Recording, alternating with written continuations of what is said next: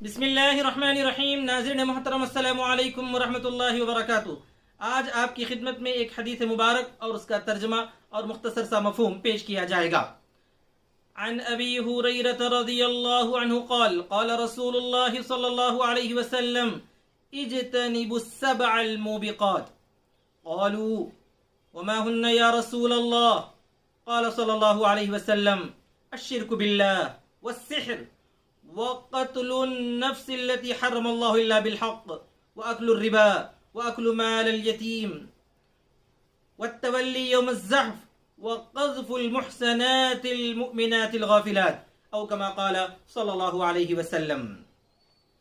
इस हदीस मुबारक का तर्जमा यह है कि अबू हुरैरा रज़ियल्लाहु अन्हु रावी हैं, कहते हैं कि रसूल अकरम सल्लल्लाहु अलैहि वसल्लम ने इरशाद फरमाया, 7 हलाक करने वाली चीजों से बचो और परहेज करो। साहबे किराम रज़ियल्लाहु ताला अन्हुम ने पूछा, अल्लाह के रसूल, वो 7 चीजें क्या हैं? तो आप सल्लल्लाहु अलैहि वसल्लम ने उन चीजों को गिनाया और फरमाया, सबसे पहली चीज है अल्लाह के साथ किसी को शरीक करना, दूसरी चीज है जादू करना, और तीसरा है उस नफ्स को कत्ल करना जिसको अल्लाह तबारक व तआला ने मुहतरम करार दिया है मगर हक के साथ, और चौथी चीज है रिबा यानी सूद खाना, और 5वां है यतीम के माल को खाना, और 6ठा है मैदान जंग से राह फरार इख्तियार करना या पीठ फेर कर भागना, और 7वां है पाक दामन मोमिन औरतों पर तोहमत लगाना। इस रिवायत को इमाम बुखारी ने नकल किया है। सामईन मोहतरम और नाजरीन, ये 7 बातें या 7 ऐसी चीजें हैं जिन्हें बड़े बड़े गुनाह का जो है नाम दिया गया है, यानी ऐसे बड़े गुनाह हैं जो आदमी को हलाक कर देते हैं, तबाह व ताराज कर देते हैं, और एक ईमान वाले के ईमान में बहुत बड़ा फर्क इससे पैदा हो जाता है। उनमें सबसे बड़ा गुनाह तो अल्लाह के साथ किसी और चीज को शरीक करना, जिसको अल्लाह ताला कतअन कभी भी कबूल नहीं फरमाता और उसकी कोई माफी भी नहीं है। दूसरी चीज है सहर यानी जादू करना, जादू टोना वगैरह, और दूसरों को तकलीफ पहुंचाने के लिए उनको जादू के जरिए सताना और परेशान करना, ये भी बहुत बड़ा गुनाह है। और अगर बगैर तौबा के इसी हालत में कोई आदमी दुनिया से रुखसत हो जाता है तो उसका अजाब और इसकी सजा बड़ी सख्त है। कुरान मजीद में अल्लाह तबारक व तआला ने जादू को कुफ्र भी फरमाया है कि जादू बसा औकात कुफ्र तक पहुंच जाता है, और इसी वजह से इस गुनाह से भी हमको बहुत हद तक बचने की कोशिश करनी चाहिए।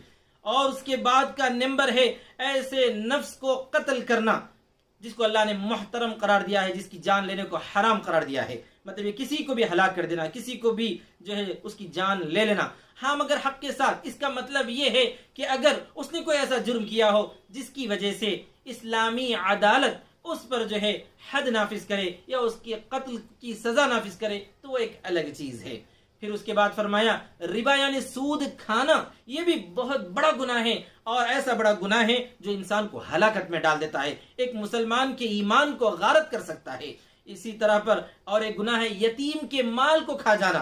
अगर ये कि किसी बच्चे के वालिद का इंतकाल हुआ, विरासत में से उसे जायदाद मिली, और जो कोई उसका जिम्मेदार बना है वो जो है उसको हड़प कर रहा है, उसको खा रहा है। इसी तरह पर यह भी है कि अगर अपनी बहनों का हिस्सा रोक कर जो है खुद पूरा हड़प कर जाना, बहनों को उनके हिस्से से महरूम करना, ये भी जो है अगर बहनें छोटी हों तो यकीनन वो यतीम होंगी, अगर बड़ी भी हो जाएं, लेकिन किसी के हक को इस तरह छीन कर ज़ाय करना और उनको नुकसान पहुंचाना भी बहुत बड़ा गुनाह होता है।